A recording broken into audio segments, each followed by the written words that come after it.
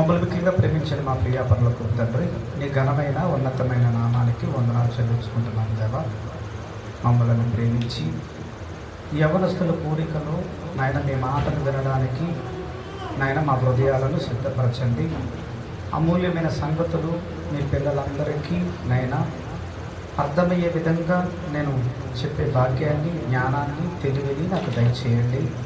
మాట్లాడుతున్నది నేను కాదు నాన్న, నా ద్వారా మీ పిల్లలతో మాట్లాడించండి. మీ పిల్లలందరికీ వినగలిగే చెవులను, గ్రహించే మనస్సును ప్రసాదిస్తారని ప్రభు అయిన యేసుక్రీస్తు నామమున ఈ ప్రార్థన అడుగుచున్నాం పరమ తండ్రి, ఆమేన్. ప్రభువునకు ప్రేమైన దేవుని వాళ్ళగా ఒక ప్రత్యేకమైన పాఠాన్ని మీకు చెప్పాలని నేను అనుకుంటున్నాను.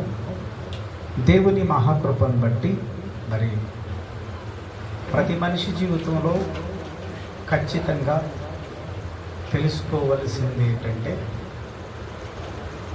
60-70 సంవత్సరాల ఈ జీవిత కాలంలో మనము ఖచ్చితంగా మన చేతుల్లో ఉన్న 66 పుస్తకాల జ్ఞాన గ్రంథాన్ని ఖచ్చితంగా మనమందరము తెలుసుకొని తీరాలి. ప్రతిదినము వాక్యాన్ని చదివే అలవాటు చాలామందికి ఉంటుంది. అసలు వాక్యాన్ని ఎందుకు చదవాలి,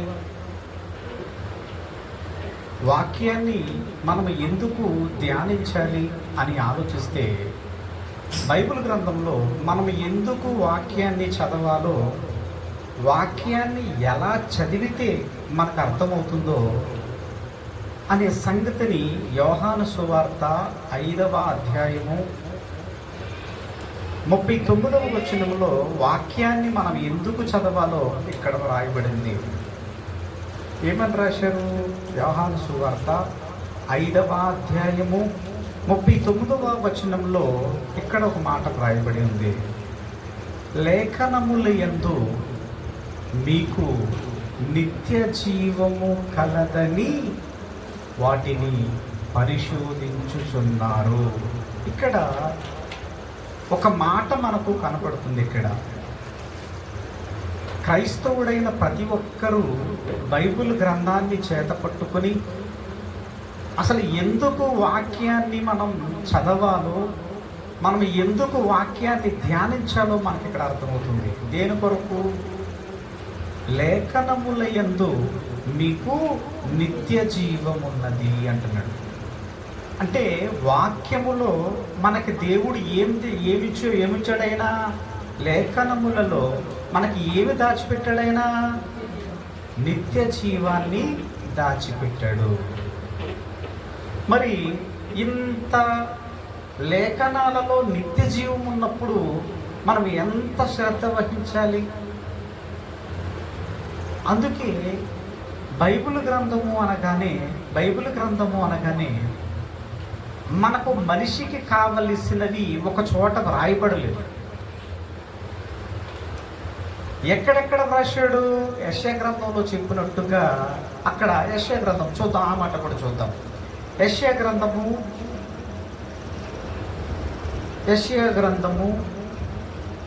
28వ అధ్యాయము 13వ వచనములో ఇక్కడ ఒక మాట మనకు కనపడుతుంది. యెషయా గ్రంథము 28వ అధ్యాయము 13వ వచనంలో ఒక మాట మనకు కనపడుతుంది. ఏం కనపడుతుంది అక్కడ? యెహోవా వాక్యము ఆజ్ఞ వెంబడి ఆజ్ఞ, సూత్రము వెంబడి సూత్రము.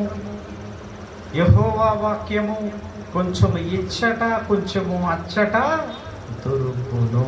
ఏం జరుగుతుందట అంటే దేవుడిని మనిషి బ్రతకటానికి, మనిషి జీవించడానికి 66 పుస్తకాల గ్రంథములో మనం ఏం చేయాలి? ఆదికాండము నుండి ప్రకటన గ్రంథములో ప్రతి మాటను మనం ఏం చేయాలి? వెతికి మనము పరిశీలించాలి. ఇంకేమంటున్నాడు? అదే యెషయా గ్రంథము 34వ అధ్యాయము 16వ వచనములో మనకి వాక్యము ఒకే చోట దేవుడు రాయించలేదు. అక్కడక్కడ దేవుడు రాయించాడు. అక్కడక్కడ వ్రాసిన ఈ సంగతులను మనం ఎలా చదవాలి? యెహోవా గ్రంథమును పరిశీలించి చదవాలి. అంటే మనకి అలవాటు ప్రకారముగా చదువుకు వెళ్ళిపోవటం వల్ల మనకి ఏమీ ఉపయోగం లేదు. ఏదో ఒక టార్గెట్ పెట్టుకుని మనం వెళ్ళిపోయినంత మాత్రాన మనకి అర్థం కాని పరిస్థితుల్లోనికి వెళ్ళిపోతుంది. కాలాన్ని బట్టి చూస్తే మనం ఎలా ఉండాలి? మన పితరులు అజ్ఞానులు. ఇప్పుడున్నంత జ్ఞానం మన పితరులకు లేదు. ఇప్పుడు ఏ జ్ఞానంలో ఉన్నాము అంటే, భూమి మీద నుంచి ఒకప్పుడు చంద్రుడు చూశాడు, కానీ ఇప్పుడు మనిషి చంద్రమండలంలోకి వెళ్ళిపోతున్నాడు. అప్పటి జ్ఞానము వేరు, ఇప్పటి జ్ఞానము వేరు. ఇది దృష్టిలో పెట్టుకుని అపోస్తులైన పౌలు గారు ఏమంటున్నాడు అంటే, కాలమును బట్టి చూస్తే మీరు ఎలా ఉండాలంటున్నాడు? బోధకుల వలె ఉండాలి అంటున్నాడు. ఎక్కడ రాశాడు? ఫిబ్రవరి పత్రిక 5వ అధ్యాయము 12వ వచనంలో. అవసరం లేదు. ఏమంటున్నాడు? కాలాన్ని బట్టి చూస్తే మనం ఎలా ఉండాలంట? బోధకులుగా ఉండాలి. అందుకే మొదటి శతాబ్దంలో ఉన్న క్రైస్తవులు ఏం చేశారు అంటే, ఇదిగో లేఖనాలలో దేవుడు నిత్య జీవము పెట్టాడు గనుక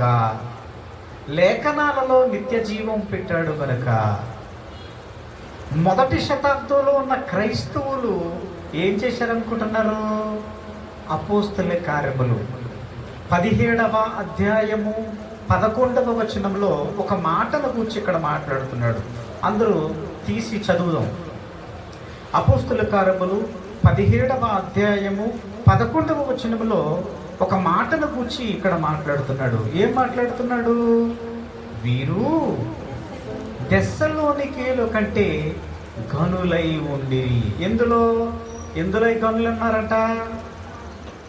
వీరు ఎవరు?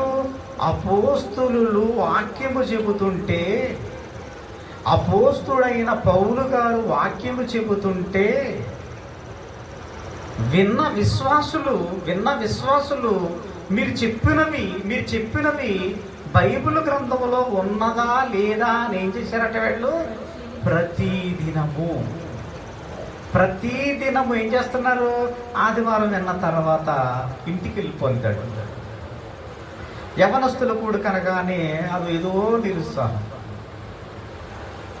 కానీ వీళ్ళు ఏం చేశారు? వీళ్ళు వాక్యాన్ని ప్రతిదినము వీళ్ళు ఏం చేశారు? పరిశీలించారు. ఎందుకు పరిశీలించారు వీళ్ళు? పరిశీలించవలసిన అవసరం ఏముంది? లేఖనములయందు మీకు నిత్య జీవము కలదని వాటిని పరిశోధిస్తున్నారు. అంటే మనకి పరలోకం కావాలి అంటే, మనం నిత్య జీవానికి వెళ్ళాలి అంటే ఖచ్చితంగా మనల్ని ఈ పద్ధతిలోనే వాక్యాన్ని చదవాలి. ఈ పద్ధతిలోనే వాక్యాన్ని పరిశోధనాత్మకంగా మనము పరిశీలించాలి. ఇప్పటి వరకు మీకు నేను చెప్పింది బైబిల్ ఎలా చదవాలి, ఎందుకు చదవాలి, చదివిన అపోస్తులను మొదటి శతాబ్దంలో ఉన్న క్రైస్తవులు ఎలా ఉన్నారు, మనం ఎలా ఉన్నాము అనే సంగతి మనము ఖచ్చితంగా రెండింటికి తేడా కనపడుతుంది. మనకి దేవుడిచ్చిన ఈ 66 పుస్తకాల గ్రంథములో ప్రత్యేకముగా 2 గ్రంథాలు మనకి చాలా స్పెషల్గా కనపడతాయి. ఈరోజు ఒక ప్రాముఖ్యమైన పాఠాన్ని మీకు నేను చెప్పాలనుకుంటున్నాను. అదే ఎస్తేరు గ్రంథాన్ని, ఎస్తేరు గ్రంథ ధ్యానాన్ని ఈరోజు మీకు కొన్ని మాటలు మీకు చెప్పాలని, మొదటి భాగముగా మీకు నేను చెప్పాలని ఆశపడుతున్నాను. మనకిది తెలియాలి అంటే, ఎస్తేరు గ్రంథాన్ని మనము చదవాలి అంటే ఎస్తేరు గ్రంథములో ఉన్న కొన్ని పాత్రలు మనకి తెలిసిన సంగతే.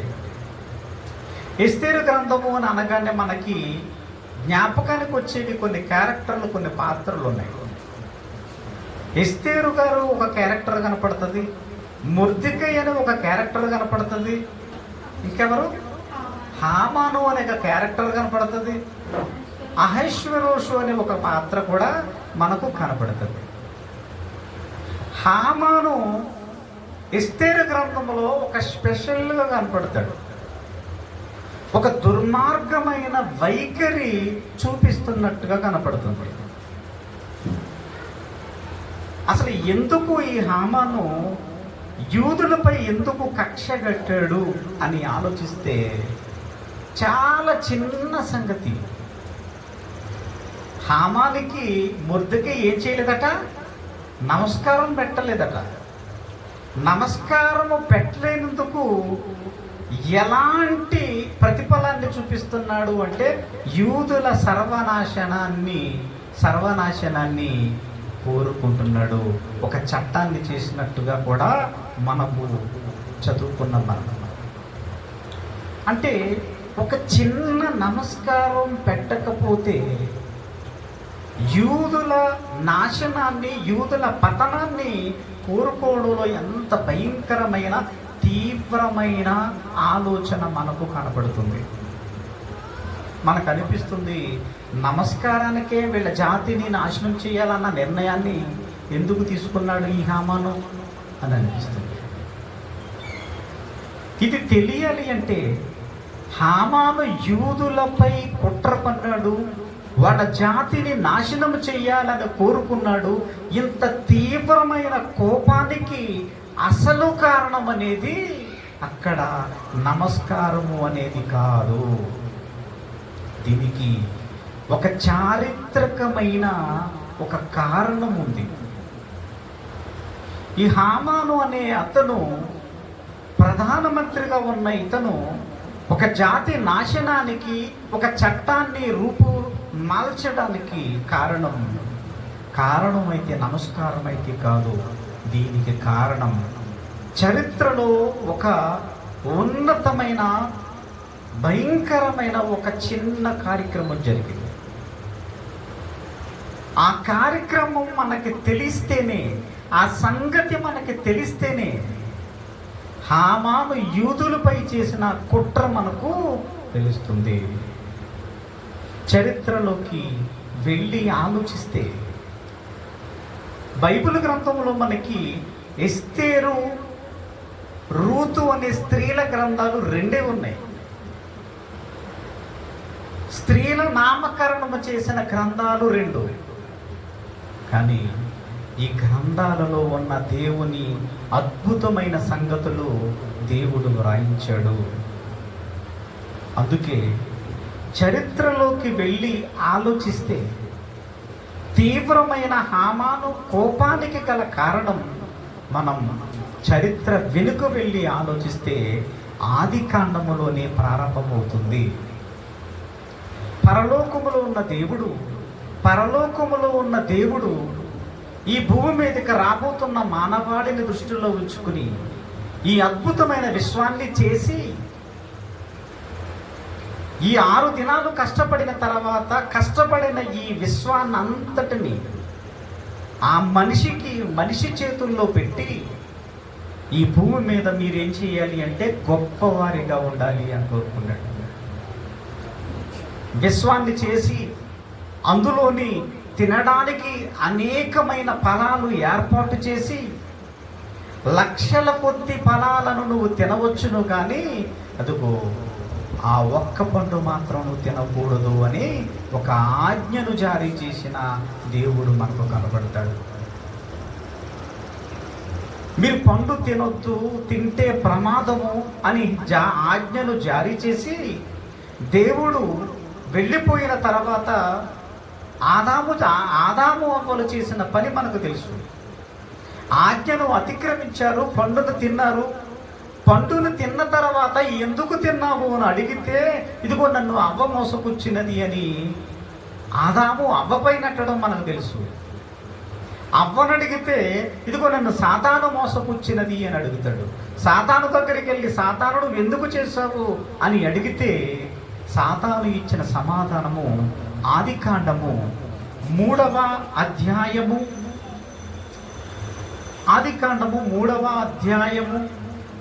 15వ వచనములో ఇక్కడ మనకు కనపడుతుంది. చూడండి ఏమంటున్నాడు. ఆదికాండము 3వ అధ్యాయము 17వ వచనములో మరియు నీకును స్త్రీకిని నీ సంతానమునకును ఆమె సంతానమునకును వైరము కలుగ చేసేదును. ఇక్కడ ఆదాము అవ్వలు దేవుడు ఇచ్చిన ఆజ్ఞను అతిక్రమించి పాపం చేశారు. పండు తిననప్పుడు పవిత్రులుగా ఉన్నారు, దేవునిలా ఉన్నారు. ఆజ్ఞను అతిక్రమించి పాపాన్ని అంటించుకున్నారు. అంటించుకున్న తర్వాత నా మాట మీరు కాదన్నారు కనుక మీకు ఇవ్వవలసిన శాపాన్ని దేవుడిచ్చాడు. ఇప్పుడు ఇవ్వవలసిన శాపం ఎవరికిది?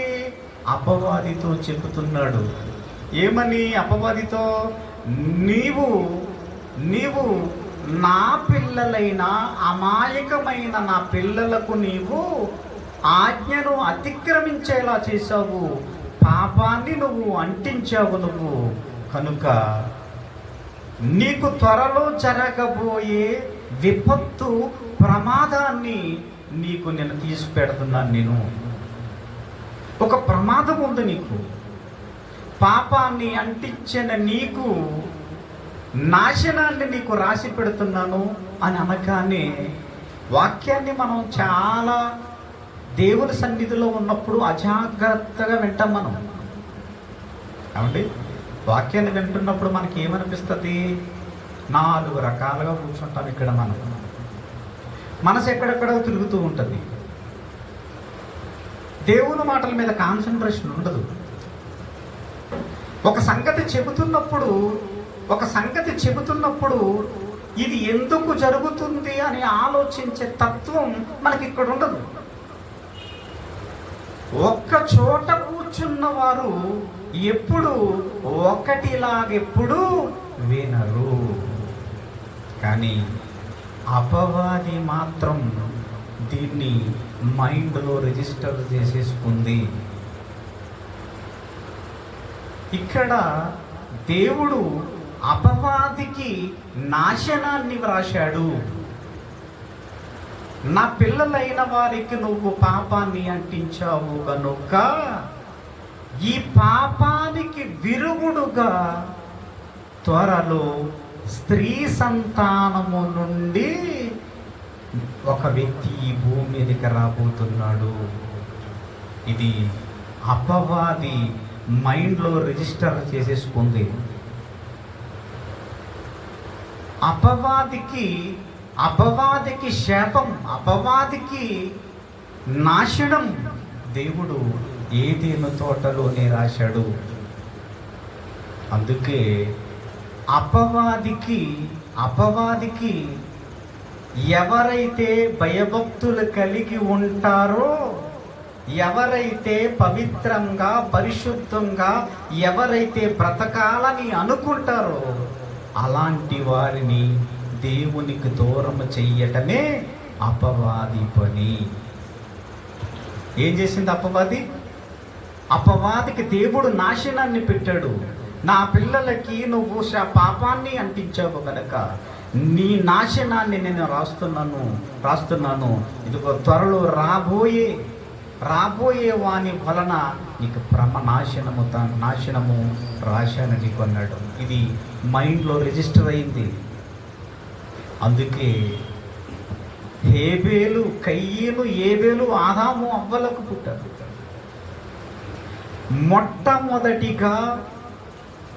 మొట్టమొదటిగా సువార్తను ప్రారంభించాడు. ఎవరు ప్రారంభించారు? పరలోకంలో ఉన్న దేవుడు మొట్టమొదటిగా క్రీస్తును గూర్చిన సువార్తను ఆదాము అవ్వలకు బోధించి, ఇదిగో మీరు పాపాన్ని అంటించుకున్నారు కనుక ఈ పాపానికి విరుగుడు క్రీస్తు రక్తము, పవిత్రమైన రక్తమే దీనికి పరిష్కారము అని ఒక సువార్తను పరలోకములో ఉన్న దేవుని ద్వారా స్వీకరించారు. అలా స్వీకరించి ఏదేను తోటలో నుంచి బయటకు వెళ్ళిపోతున్నారు. వెళ్ళి ఏం తీసుకెళ్ళిపోతున్నారు? ఏం తీసుకెళ్తున్నారు? వట్టి చేతులతో వాళ్ళని పంపించలేదు. వాళ్ళకి చెట్ల ఆకులతో చర్మపు చొక్కాయలను చేయించి చాలా జాగ్రత్తలు తీసుకుని, ఇదిగో అంటించుకున్న పాపాన్ని మీరు ఎలా కడుక్కోవాలో ఒక ఉపదేశాన్ని తీసుకుని, పరలోకంలో ఉన్న దేవుని చేత బోధింపబడి తీసుకుని సమాజంలోనికి ఏదేను తోట నుంచి బయటికి వెళ్ళిపోయారు. అతి కొద్ది కాలంలోనే వాళ్ళిద్దరికి 2 పిల్లలు పుట్టారు. వాళ్ళలో కయీను, హేబేలు. ఇదిగో పరిశుద్ధంగా పవిత్రంగా బ్రతుకుతున్న వీళ్ళిద్దరూ అర్పణలు తెచ్చారు. క్రీస్తు సువార్తను ఆదాము అవ్వల ద్వారా బోధింపబడిన కయీను, హేబేలు. ఏమండి, హేబేలు ఎలాంటి బలినిచ్చాడు? పవిత్రమైన పరిశుద్ధమైన జంతువుల బలి. ఎందుకు ఇచ్చాడు? అసలు పవిత్రమైనది దేవునికి ఇవ్వాలన్న ఆలోచన హేబేలుకి ఎక్కడి నుంచి వచ్చింది? అదిగో ఏదేను తోటలో క్రీస్తును గూర్చి పరిశుద్ధంగా పవిత్రంగా ఉన్నవి దేవునికి కావాలి అన్నది మైండ్లోకి ఎక్కించుకున్నారు. అలా ఎక్కించుకున్న హేబేలు పవిత్రమైనవి పరిశుద్ధమైనవి దేవునికి బలిగా ఇచ్చాడు. కానీ అపవాది ఎవరిలో దూరింది?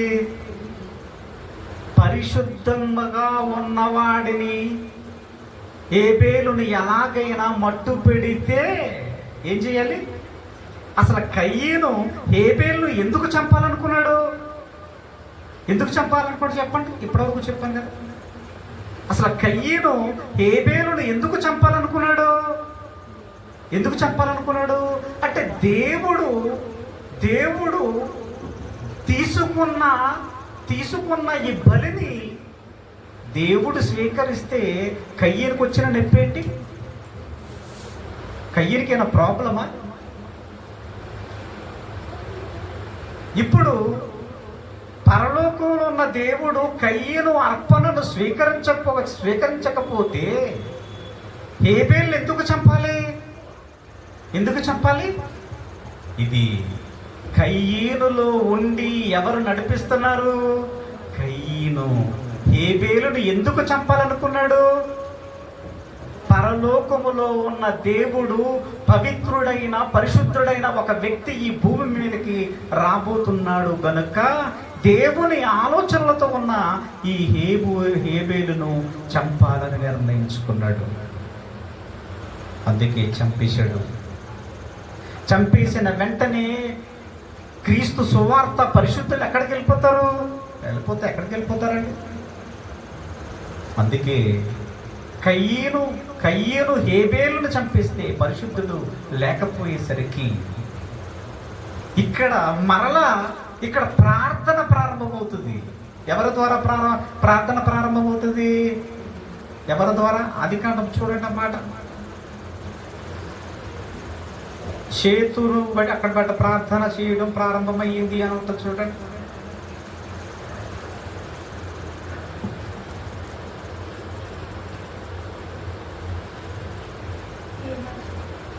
నాలుగవ అధ్యాయము 26వ వచనం. మరియు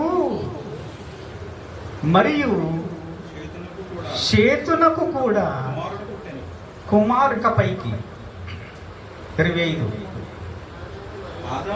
ఆదాము మరలా తన భార్యను కూడినప్పుడు ఆమె కుమారుని కని కయీనును చంపిన హేబేలునకు ప్రతిగా దేవుడు నాకు మరి యొక్క సంతానాన్ని ఇస్తున్నాడు. అంటే పవిత్రంగా పరిశుద్ధంగా బ్రతికిన హేబేలునకు ప్రతిగా దేవుడు ఎవరినిచ్చాడు? షేతునిచ్చాడు. దేవుడు తన కుమారుడైన క్రీస్తును ఈ భూమి మీదకి రప్పించటానికి దేవుడు ఒక ప్రణాళికను సిద్ధం చేస్తే అపవాది ఏం చేస్తుంది? ఆ పవిత్రుడైన క్రీస్తు రాకను అడ్డుకోవటానికి శతవిధాల ప్రయత్నిస్తున్నట్టు మనకు కనపడుతుంది. అందుకే బైబిల్ గ్రంథంలో రోమాపత్రిక 5వ అధ్యాయము 14వ వచనంలో ఒక మాటను గురించి ఇక్కడ మాట్లాడుతున్నాడు చూడండి. రోమాపత్రిక 5వ అధ్యాయము 14వ వచనంలో ఇక్కడ మనకు ఒక మాట కనపడుతుంది చూడండి. అయినను ఆదాము చేసిన అతిక్రమమును పోలి పాపము చేయని వారి మీద కూడా ఆదాము మొదలుకొని మోషే వరకు మరణమేలును. ఎలాంటి పరిస్థితుల్లోకి వచ్చింది? ఆదాము అవ్వల వల్ల పాపాన్ని అంటించుకొని ప్రపంచానికి వెళ్ళిపోయారు. క్రీస్తు సువార్తను ప్రపంచానికి నలుమూలలకు మోసుకొని వెళ్ళిపోయారు. ఆదాము అవ్వలు చేసిన అతిక్రమం, ఆజ్ఞ అతిక్రమమే పాపము. దేవుని మాట వినకపోవటమే కారణము. అందుకే దేవుడు పరిశుద్ధంగా బ్రతకాలని ఎవరైతే అనుకుంటారో అలాంటి వారిని చెదరగొట్టడానికి అపవాది ప్రయత్నము చేస్తూ ఉంటుంది. కాలాలు జరుగుతున్నప్పుడు, కొద్ది కాలము వెళ్ళిపోతున్నప్పుడు ప్రజలందరూ పాపంలో పడిపోయినప్పుడు దేవుడు ఈ భూమి మీద పాపం చేసిన ప్రతి ఒక్కరిని చంపాలి అని ఒక నిర్ణయాన్ని తీసుకున్నాడు. అదే నోవాహు జలప్రలయం. నోవాహు జలప్రలయాన్ని చేశాడు. పరిశుద్ధంగా నీతిమంతుడుగా ఆలోచిస్తున్న నోవాహుని దేవుడు బ్రతికిస్తున్నాడు. నోవాహుతో దేవుడు ఏమంటున్నాడు? ఈ తరము వారిలో నీవు మాత్రమే నీతిమంతుడవు, పరిశుద్ధుడవు అని దేవుడు సాక్ష్యం చెప్తున్నాడు. అబ్రహాము కాలం వస్తుంది. ఇదిగో ఈ జలప్రలయము ద్వారా చెడ్డ వాళ్ళందరినీ చంపి మంచి వారిని బ్రతకనిచ్చి ఈ నోవాహు పిల్లల ద్వారా అబ్రాహాము, షేము, హాము, యాపేతుల ద్వారా అబ్రహాము ఈ భూమి మీదకి రావటం అనే సంగతి మనందరికీ తెలిసిన సంగతే. ఒకరోజు అబ్రహాముతో దేవుడు ఆదికాండము 12వ అధ్యాయము చూడండి. ఆదికాండము 12వ అధ్యాయము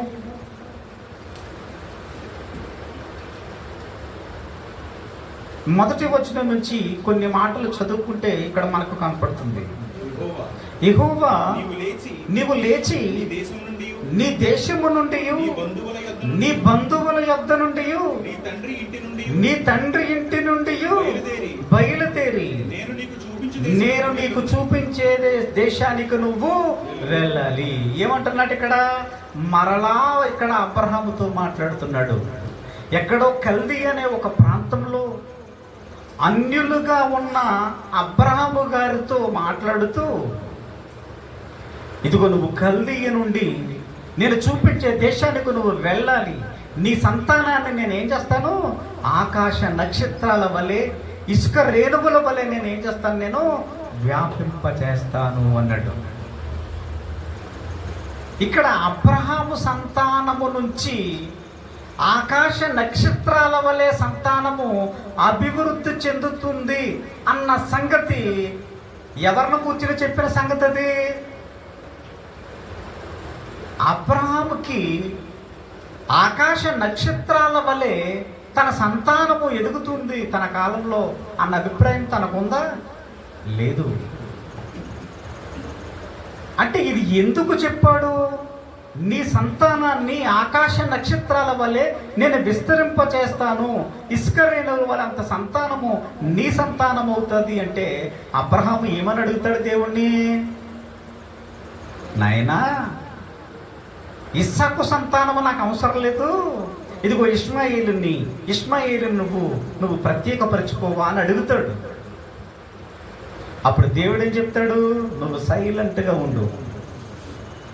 ఇష్మాయేలు అనే నీ సంతానమని అనపడదు కానీ నేను ఇస్సాకును ప్రేమించాను, నేను ఇస్సాకుయే నీకు సంతానము. ఇస్సాకే వాగ్దాన పుత్రుడు. నీ సంతానాన్ని ఇసుక రేణువులంతా నేను వ్యాపింపజేస్తానన్నాడు. ఇదే సంగతిని మనకి ఆ అబ్రహాము సంతానము ఎక్కడ దేనికోసం రాయించాడు అంటే గలతీ పత్రికలో రాశాడు. గలతీ పత్రిక 4వ అధ్యాయము 4వ వచనములో అబ్రహాముకి వాగ్దానము చేసిన ఆ సంతానము ఎవరై ఉండొచ్చు అని ఆలోచిస్తే ఇక్కడ దేవుడు రాయించాడు. అయితే కాలము పరిపూర్ణమైనప్పుడు దేవుడు తన కుమారుని పంపెను. ఆయన స్త్రీయందు పుట్టి మనము దత్తపుత్రులము కావాలనని ధర్మశాస్త్రమునకు లోబడి ఉండు వారిని. ఇక్కడ ఏమంటున్నాడు? ఇది ఎక్కడో మనకు చదివినట్టు అనిపిస్తుంది కదా.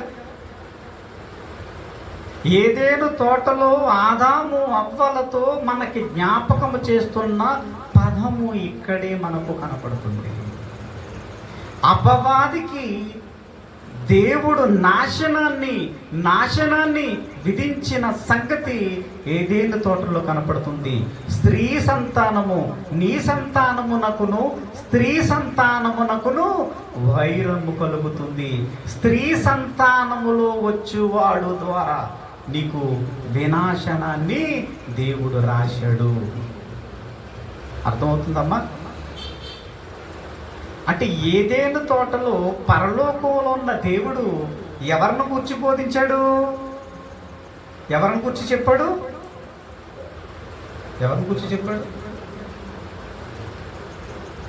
పరలోకంలో ఉన్న దేవుడు ఆదాము అవ్వలను ఏదేను తోట నుంచి బయటకు పంపిస్తూ యేసుక్రీస్తును గూర్చి బోధించి ఏదేను తోట నుంచి బయటికి పంపించాడు.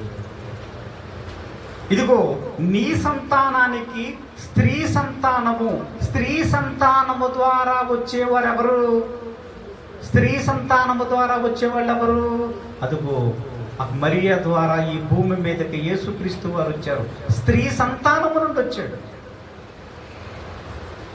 ఇప్పటి వరకు మనము చదువుకుంటే ఏదేను తోటలో దేవుడు అపవాదితో చేసిన ఛాలెంజ్, నీకు స్త్రీ సంతానము ద్వారా నీకు వినాశనము నీకు కలుగుతుందని బోధించాడు.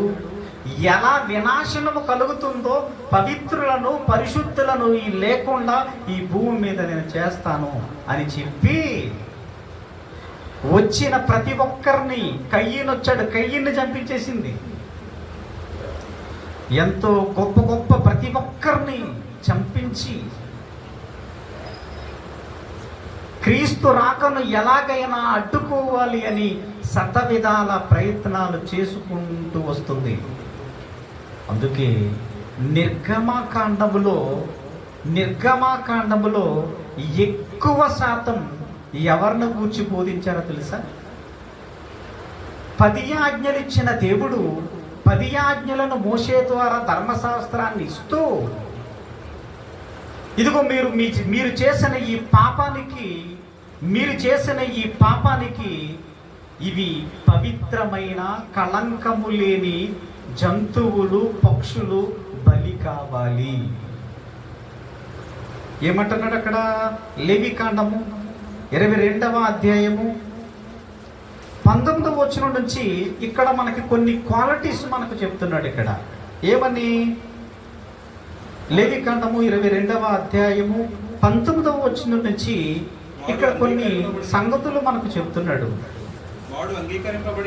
వాడు అంగీకరింపబడినట్లు గొవ్వలలో నుండి అయినను గొర్రె మేకలలో నుండి అయినను దోషము లేని మగవానిని అర్పింపవలెను. దేనికి కలంకముండెనో దానిని అర్పింపకూడదు. అంటే ఇశ్రాయేలీలను దేని కొరకు సిద్ధం చేస్తున్నాడు దేవుడు? ఇదిగో పవిత్రమైన కలంకము లేని జంతువులను మీరు దేవుని సన్నిధికి తేవాలి. మీరు చేసుకున్న, మీరు అంటించుకున్న ఈ పాపానికి ఇదిగో పవిత్రమైన కలంకము లేని జంతువులను బలివ్వాలి. అంటే మనిషి చేసిన ఈ పాపానికి పవిత్రమైన జంతువులను ఇవ్వాలి అన్న ఆలోచనను వాళ్ళని ఇశ్రాయేలీలను సిద్ధం చేస్తున్నాడు. ద్వితీయోపదేశ కాండము 15వ అధ్యాయము 19వ వచనములో ఒక మాటను గురించి ఇక్కడ మాట్లాడుతున్నాడు. ద్వితీయోపదేశ కాండము 15వ అధ్యాయము 19వ వచనం నుంచి ఇక్కడ కొన్ని మాటలు మాట్లాడుతున్నాడు, చూద్దాం. నీ గోవులలోనేమి, నీ గోవులలోనేమి, నీ గొర్రె మేకలలోనేమి, నీ గొర్రె మేకలలోనేమి, తొలిచూలు ప్రతి మగదానిని, తొలిచూలు మగదానిని నీ దేవుడైన యెహోవాకు ప్రతిష్ఠింపవలెను, నీ దేవుడైన యెహోవాకు ప్రతిష్ఠింపవలెను. ఇక్కడ ఏం జరుగుతుంది? మరలా దేవుడు ఇక్కడ చెప్తున్నాడు. అంటే పరలోకంలో ఉన్న దేవుడు ఆదాము అవ్వలకు క్రీస్తును గూర్చి బోధించాడు. ఆదాము అవ్వలు తన పిల్లలైన వారికి క్రీస్తును గూర్చి బోధిస్తూ వస్తున్నాడు. రాబోయే తరాలలో వాళ్ళ నుంచి వాళ్ళ పిల్లల సంతానము ఒకరి నుంచి ఒకరు చెప్పుకుంటూ వెళ్ళిపోతూ కాలం అలా వెళ్ళిపోతున్నప్పుడు దేవుడు ఇశ్రాయేలులంతా వ్యాప్తి చెందటం అనేది మనకు తెలుస్తుంది. అంటే మనిషి చేసిన పాపానికి పవిత్రమైన కలంకము లేని జంతువులను ఇస్తే ఆ పాపానికి విరుగుడు కనపడుతుంది. ఇదిగో ఇశ్రాయేలీయుల జనాంగము అభివృద్ధి చెందారు. అభివృద్ధి చెందిన తర్వాత ఇశ్రాయేలీయులందరూ విపరీతంగా పెరిగిపోయారు. విపరీతంగా పెరిగిపోయిన తర్వాత ఏమంటున్నారో చూడండి. ఇక్కడ నిర్గమకాండము ముగించుకోవడానికి సిద్ధపడుతున్నాం. నిర్గమకాండము 1వ అధ్యాయము 6 నుంచి చదువుకుంటే కొన్ని మాటలు మనం చదువుకుంటే ఇక్కడ కనపడుతుంది. యోసేపును అతని అన్నదమ్ములందరూ ఆ తరము వారందరూ చనిపోయిరి. ఇశ్రాయేలీలు మగ సంతానము గలవారై బహు సంతానము గలవారై అభివృద్ధి పొంది విస్తరించి అత్యధికముగా ప్రబలిరి. ఇక్కడ ఐగుప్తీయుల కంటే ఇశ్రాయేలీల జాతి ఎక్కువైపోతుంది. ఏమండి, మనకి ఇస్సాకు సంతానాన్ని దేవుడు కోరుకున్నాడు కదా. ఇస్సాకు సంతానములో ఇస్సాకుకు పుట్టిన ఇద్దరు యాకోబు యాషావులు. ఈ యాకోబు యాషావుల ద్వారా వీళ్ళ ద్వారానే యేసుక్రీస్తు వారు రావాలి అంటే పరిశుద్ధంగా పవిత్రంగా బ్రతకాలి వీళ్ళు. అందులో ఈ యాషావు ఏమైపోయాడు? పాపాన్ని అంటించుకొని పక్కకి వెళ్ళిపోయాడు. కాబట్టి ఇంకా మిగిలింది యాకోబు. ఇక్కడ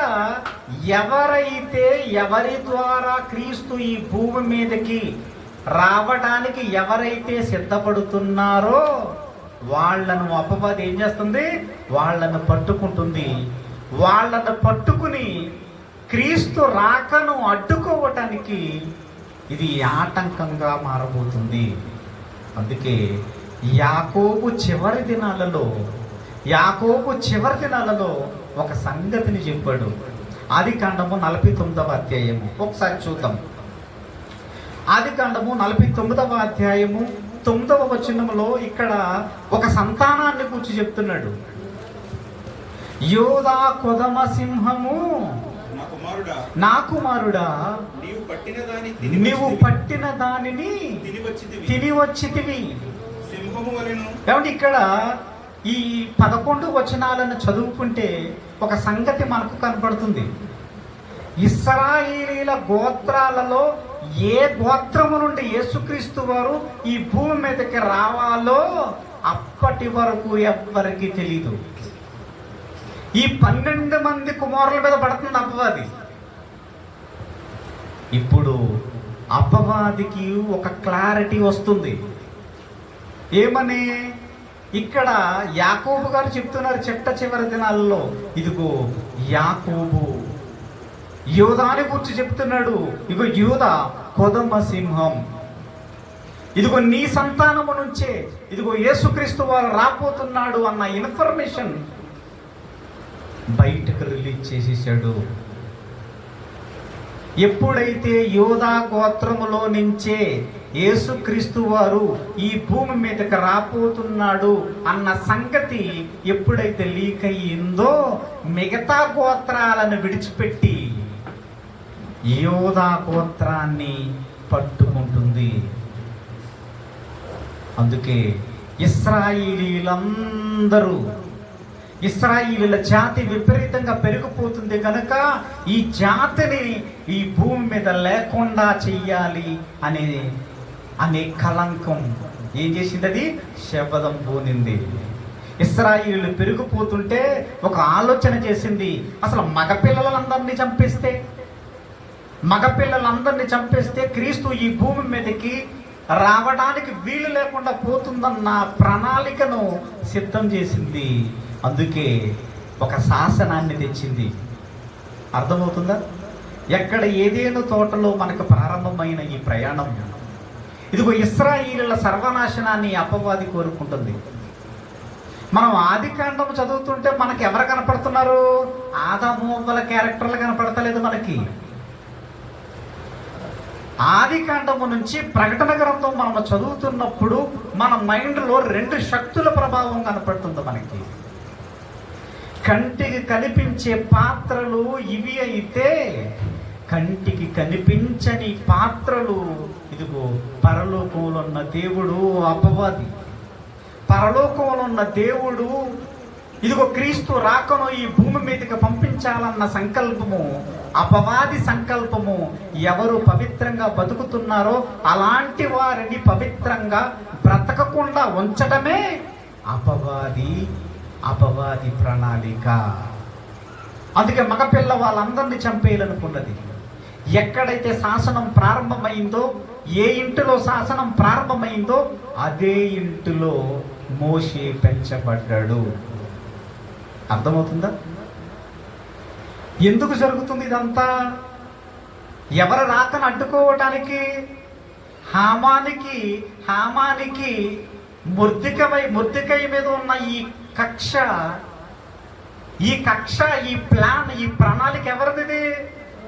అపవాదిది. యూదులందరినీ చంపేయాలని నిర్గమకాండములో ఈ మగపిల్లలందరినీ చంపేయాలనుకున్నాడు. ఏ ఇంటిలో శాసనం ప్రారంభమైందో అదే ఇంటిలో దేవుడు మోషేని పెంచాడు. ఆ మంచివాడి వల్ల యూదుల పతనాన్ని ఎంతో మంది చిన్నపిల్లలు చచ్చిపోయారు. ఎవరు రాక కొరకు చచ్చిపోయారు చిన్నపిల్లలు చంపబడ్డారు. ఎందుకు చంపబడ్డారు? వాళ్ళు ఏ పాపం చేశారు? వాళ్ళు చిన్నపిల్లలు చంపబడ్డారు అంటే ఆ పిల్లలు ఎందుకు చంపబడ్డారు? వాళ్ళందరూ ఎవరి కొరకు చంపబడ్డారు? ఎవరి కొరకు? బాగా ఆలోచించి చెప్పండి. మోషే ఈ భూమి మీదకి రావడానికి చిన్నపిల్లలందరినీ చంపేమన్నాడు, శాసనం తెచ్చాడు. మోషేని ఈ భూమి మీదకి రావాలి అంటే చిన్నపిల్లలు ఎవరు 2 సంవత్సరాల లోపు ఉన్న పిల్లలందరినీ చంపేయమంటున్నాడు. అందరిని దొరికిన వారిని దొరికినట్టుగా చంపేస్తున్నారు. అంటే ఒక నాయకుడిని రక్షించడానికి ఎంతమంది చిన్నపిల్లలు బలైపోయారు? ఇంతమంది చిన్నపిల్లలు మోషే కొరకు చచ్చిపోయారా? వీళ్ళందరూ ఎవరి కోసం చనిపోయారు? ఎవరి కొరకు? మోషే కొరక కాదు, ఈ భూమి మీదకి రాబోయే రక్షకుని కొరకు చిన్న పిల్లల మరణం. అందుకే దేవుడు చేసిన ప్రతి సంగతి, మోషే దేవుని మీద అపారమైన ప్రేమ పెంచుకున్నాడు. రాజుల చరిత్రలోకి వెళ్ళి చూసినా, ఇశ్రాయేలుల చరిత్రలోకి వెళ్ళి చూసినా, ఏ రాజు విధానాన్ని మనకు చూసినా యూదుల పతనాన్ని కోరుకున్నారు. యూదులను చంపేస్తే, యూదులను చంపించేస్తే రాబోయే రక్షకుడు ఈ భూమి మీదకు రాడు అని అపవాది ప్రణాళికను సిద్ధం చేసింది. అందుకే హామానికి యూదులపై ఉన్న శత్రుత్వం, కుట్ర, ఇది మనం ఎస్తేరు గ్రంథాన్ని డైరెక్ట్గా చదువుకుంటే మనకు తెలిసిపోతుందా? ఇది అసలు ఎందుకు హామాను యూదులపై అంత కుట్ర పన్నాడు అని తెలిస్తే, ఇదిగో ఇప్పుడు మనం చదువుకున్న ఈ కారణం అంతటినీ మనం మనసులో పెట్టుకుని వాక్య ధ్యానంలోనికి వెళితేనే మనకు అర్థమవుతుంది. ఇక్కడ అహష్వేరోషు విందు చేయించాడు అని రాయించాడు. ఎన్ని రోజులు విందు చేయించాడట? 180 దినాలు విందు చేయించాడు. అసలు ఈ విందెందుకు చేయించాడు? 180 దినాలు చేసిన తర్వాత మరలా ఇంకొక 7 దినాలు విందు చేయించాడు. అసలు ఎందుకు విందు చేయించాడు? ఆ విందుకు గల కారణం ఏంటి? మహారాణిగా ఉండవలసిన వస్తీ ఎందుకు మహారాణిగా ఉండకుండా దిగిపోవలసిన పరిస్థితి ఎందుకు వచ్చింది అన్న అద్భుతమైన సంగతులు మరొకసారి మనం నేర్చుకోవడానికి మనందరం సిద్ధపడదాం. చిన్న ప్రార్థన చేసుకుని మరలా అవకాశం ఉన్నప్పుడు ఈ రెండవ భాగాన్ని మాట్లాడుకోవడానికి మనం అందరం సిద్ధపడదాం. మమ్మల్ని మిక్కిలిగా ప్రేమించిన మా ప్రియ పరలోకపు తండ్రి, నీ ఘనమైన ఉన్నతమైన నామానికి వందనాలు చెల్లించుకుంటున్నాం దేవా. ఇప్పటి వరకు నాయనా చరిత్రలో జరిగిన ప్రణాళికనైనా ఎవరు పవిత్రంగా, ఎవరు పరిశుద్ధంగా బ్రతుకుతున్నారో వారి మీదనే నైనా ఫోకస్ పెట్టి నైనా అపవాది భక్తిలో ఉండకుండా, దేవుని వైపు ఉండకుండా మళ్ళించే స్థితికి నైనా పరిస్థితులు చేదాటిపోతున్నాయి. నైనా యవ్వన బిడ్డలందరినీ కాపాడండి. ప్రతి ఒక్కరూ మీ సన్నిధికి వచ్చి వాక్యాన్ని నేర్చుకోవాలన్న ఆలోచనను మీ పిల్లలకు ప్రకటించండి. ఏదేను తోటలో పరలోకములో ఉన్న మీ ద్వారానైనా క్రీస్తును గురించి ప్రకటింపబడింది. ఆ ప్రకటన తీసుకుని ప్రపంచ నలుమూలలకు వెళ్ళిపోయారు. కానీ అపవాది క్రీస్తు రాకను అడ్డుకోవాలనుకుంది, కానీ అపవాది చేయవలసిన ప్రణాళికలు ఏవి చెల్లలేదు నాయన. అంతా మీ కృప. ఇక్కడికి వచ్చిన ప్రతి బిడ్డను దీవించండి. మాకు వాక్యాన్ని నేర్పిస్తున్న మీ కుమారుడు రవికుమార్ గారికి చక్కటి ఆరోగ్యాన్ని తెచ్చేయండి. నేను మీ ప్రేమలో, మీ కృపలో నైనా మేము పెరిగి అమూల్యమైన వాక్కులు నేర్చుకునే భాగ్యాన్ని, అదృష్టాన్ని మా అందరికీ ప్రసాదిస్తారని ప్రభు అయిన యేసుక్రీస్తు నామమున ఈ ప్రార్థన అడుగుచున్నాం పరమ తండ్రి. ఆమేన్.